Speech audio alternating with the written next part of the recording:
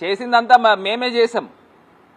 రేపు శాంక్షన్ వచ్చేది కూడా ఎరీనా 3కి కూడా శాంక్షన్ వస్తుంది. ఇప్పుడు మీరు చెప్తున్న ఎరీనా 1, ఎరీనా 2, ఎరీనా 3 మొత్తం A to Z ప్రపోజల్స్ అన్ని మేము చేయించుకున్నాం. స్టేట్ గవర్నమెంట్ నుంచి 28 కోట్ల రూపాయలు ఆల్రెడీ శాంక్షన్ చేయించుకుని, అడ్మినిస్ట్రేటివ్ శాంక్షన్ చేయించుకుని కన్సర్న్ డిపార్ట్మెంట్లో డబ్బులు వేసాం. దాని తర్వాత మ్యాచింగ్ గ్రాంట్స్ కింద గవర్నమెంట్ ఆఫ్ ఇండియాకి, ఖేలో ఇండియాకి శాప్ ద్వారా ప్రపోజల్స్ పంపించుకుని మొత్తం డ్రాయింగ్స్ దగ్గర నుంచి, ఎస్టిమేషన్స్ దగ్గర నుంచి మొత్తం అన్ని నేనే చేసుకున్నా. 2.5 సంవత్సరాలు కరోనాతో పోయింది. అయినప్పటికీ కూడా మేము కేంద్ర ప్రభుత్వంలో భాగస్వామ్యులు కాకపోయినప్పటికీ కూడా నాకున్న పరిచయాలతో, ఒక్కసారి శాప్ చైర్మన్తో ఫొటోస్ పెట్టమ్మా, మాకున్న పరిచయాలతో నేను చేయించుకున్నా. నాకున్న పరిచయాలతో శాప్ చైర్మన్ని కలిసా. అదేవిధంగా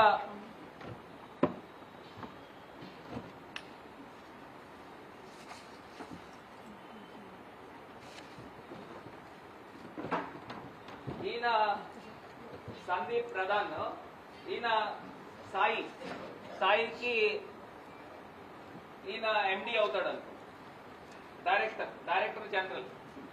ఈయన కలిసి, ఈయన్ని నేను ఎప్పుడు కలిసానంటే 2019లోనే కలిసినట్టున్నా.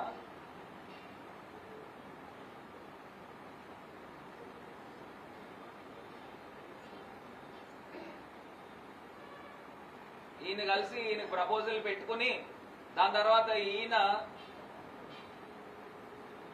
16 అక్టోబర్ 2020లో honourable youth affairs and sports secretary mister Ravi Mittal, ఈయన కలిసి indoor stadium, football ground, Olympic standard swimming pool ఇవ్వాలి, ఇవన్నీ అని ఈయన కలిసి 2020 నుంచి పోరాటం చేసి గవర్నమెంట్లో లేకపోయినప్పటికీ ఆయన కలిశాను.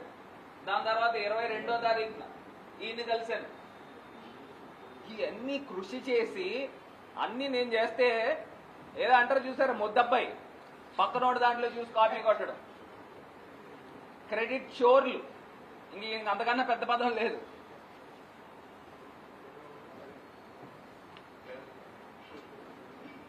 సరే, ఇవన్నీ భాగము.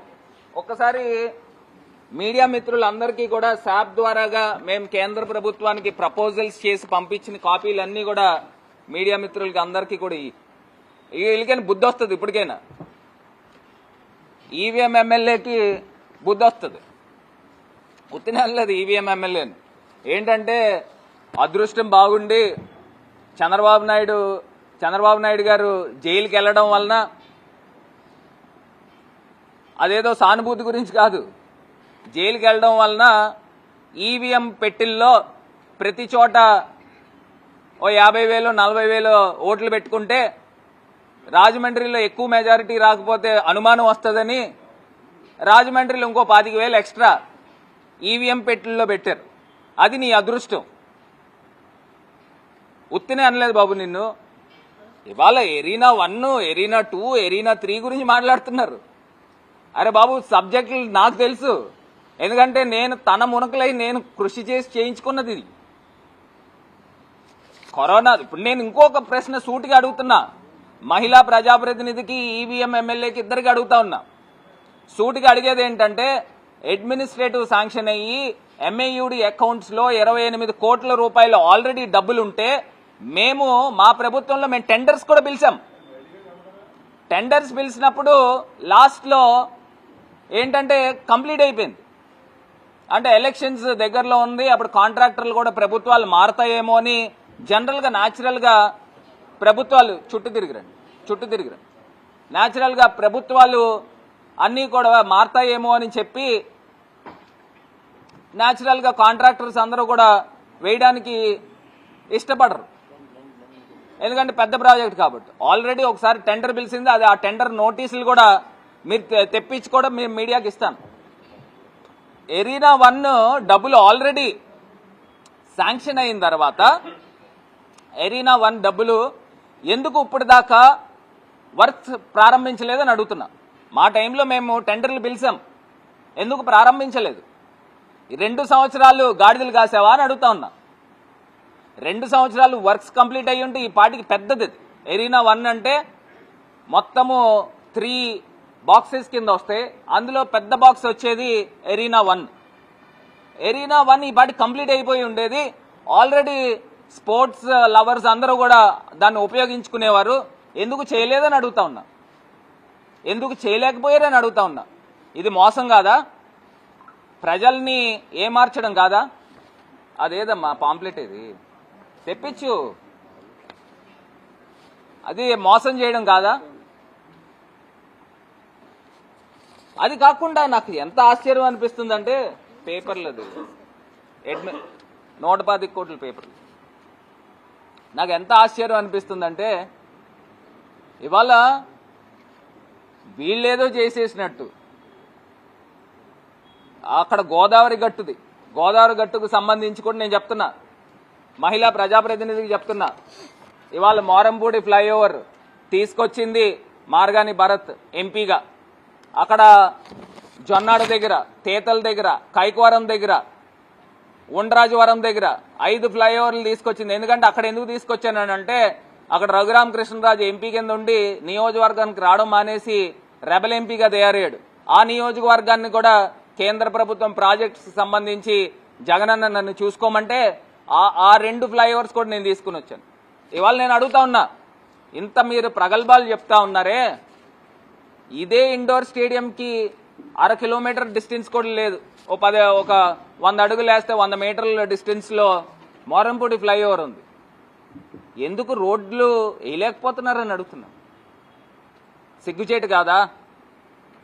ఫ్లైఓవర్ తీసుకొచ్చి కష్టపడి మొత్తం అంతా కంప్లీట్ చేసింది మేమా? సైడ్ రోడ్లు అటు ఇటు రోడ్లు వేయలేకపోతున్నారు. చేతకానితనమా? ఎందుకు చేయలేకపోతున్నారని అడుగుతున్నా. ఎన్టీ రామారావు గారు కూతురు మోరంపూడి ఫ్లైఓవర్కి రోడ్డుకి అటుపక్క ఇటుపక్క రోడ్లు వేయలేకపోతున్నారు. నాకు ఎంత ఆశ్చర్యం అనిపిస్తా ఉందనంటే ఇవాళ మోరంపూడి ఫ్లైఓవర్ అయితే కానివ్వండి, అటు ఎయిర్పోర్ట్కి సంబంధించి 370 కోట్ల రూపాయలు తీసుకొచ్చింది నేను తీసుకొచ్చాను.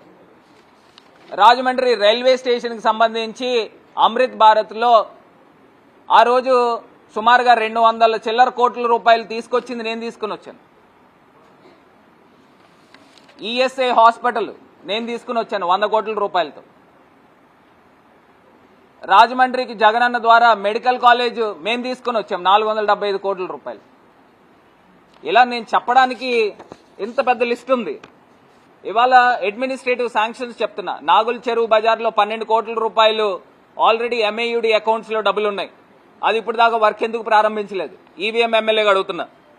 అదేవిధంగా రివర్ ఫ్రంట్ కి సంబంధించి 22 కోట్ల రూపాయలు. ఇది ఎప్పుడంటే 14/10/2022లో అడ్మినిస్ట్రేటివ్ శాంక్షన్ వచ్చింది. దీనికి సంబంధించి 22 కోట్ల రూపాయలు. అందులో 8 కోట్ల వర్క్ ఎందుకు స్టార్ట్ చేశారు? 22 కోట్ల రూపాయలు ఆల్రెడీ ఆ డిపార్ట్మెంట్ లో డబ్బులు ఉన్నప్పుడు ఎందుకు చేయట్లేదని అడుగుతున్నా. ఇది కాకుండా ఆనం కళా కేంద్రంకి 6 కోట్ల రూపాయలు ఈ డబ్బుతోనే చేశాం. కంబాల్ చెరువుకి లేజర్ షోకి సంబంధించి 5 కోట్ల రూపాయలు జగనన్న ఇచ్చిన డబ్బులతోనే చేశాం. కంబాల్ చెరువులో మళ్ళీ రిక్రియేషన్ పార్క్ ని డెవలప్ చేసింది 5 కోట్ల రూపాయలతో ఈ డబ్బుతోనే చేశాం.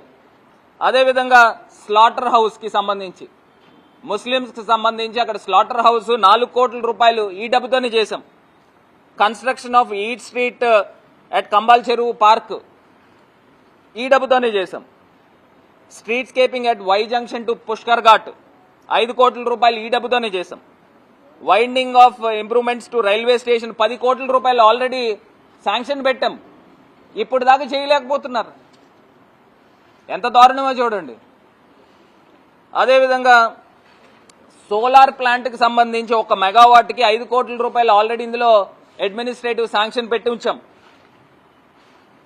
డెవలప్మెంట్ వర్క్స్ ఎట్ ఆర్ఎంసీ అది 20 కోట్ల రూపాయలు దీంట్లో పెట్టి ఉంచాం. ఇవాళ ఇన్ని రూపాయలు తీసుకుని వచ్చి అడ్మినిస్ట్రేటివ్ శాంక్షన్ ద్వారా మదర్ అకౌంట్ లో తీసుకొచ్చి డబ్బులు వేస్తే ఈ 2 సంవత్సరాల్లో ఏం చేస్తా ఉన్నారు నాయన అని అడుగుతా ఉన్నా. ఎంత దారుణమో చూడండి ఈ వ్యక్తులు. అలా మనుషులు కోవలోకి రారిళ్ళు. ఇవాళ నేను అడుగుతా ఉన్నా, అసలు నువ్వు చేసింది ఏంటి ఊరికి? నేను తీసుకుని వచ్చి మొత్తం అన్ని రెడీ చేసి పెట్టి, ఇప్పుడు ఒకటే అడుగుతున్నా, నేను నీకన్నా సీనియర్ని, 5 సంవత్సరాలు నా తర్వాత నువ్వు అయ్యో ప్రజాప్రతినిధిగా, నాకు 2.5 సంవత్సరాలు కరోనాతో పోయింది, నీది 2 సంవత్సరాలు అయింది. నేను 2 సంవత్సరాల్లో ఇంత డెవలప్మెంట్ చేసి చూపించా, నువ్వు 2 సంవత్సరాల్లో ఏం చేసి చూపించావు చెప్పుకోవడానికి ఒకటైనా ఉందా? శిలాపలకాలు బదలు కొట్టడం, నిన్న పెద్ద పెద్ద డైలాగులు కొడుతున్నాడు. శిలాపలకాలు అంటే మాయం చేస్తారు. శిలాపలకాలు బదలు కొట్టడం, మాయలు చేయడం అది మీ తాలూకా పనితనం. అది మోరంపూడి ఫ్లైఓవర్ మర్చిపోయారు అనుకుంటున్నారా? మోరంపూడి ఫ్లైఓవర్ దగ్గర శిలాపలకాలు బద్దలు కొట్టింది నువ్వు. మీ తోడల్లుడు చల్లా శంకర్రావు గారు నన్ను రిక్వెస్ట్ చేస్తే ఆ రోడ్ వేయించాను నేను. ఆ రోడ్ వేయిస్తే అక్కడ శిలాపలకం పెడితే దాన్ని బదలు కొట్టింది నువ్వు. వాటర్ హెడ్ ట్యాంక్స్ 41వ వార్డులో కోట్లింగాల దగ్గర అక్కడ వాటర్ హెడ్ ట్యాంక్స్ కట్టి శిలాపలకం బదలు పెడితే దాన్ని బదలు కొట్టింది నువ్వు. ఇలా నేను చెప్పుకుంటూ వెళ్తే కనీస పక్షాన ఒక 15-20 శిలాపలకాలు బదలు కొట్టుంటావు.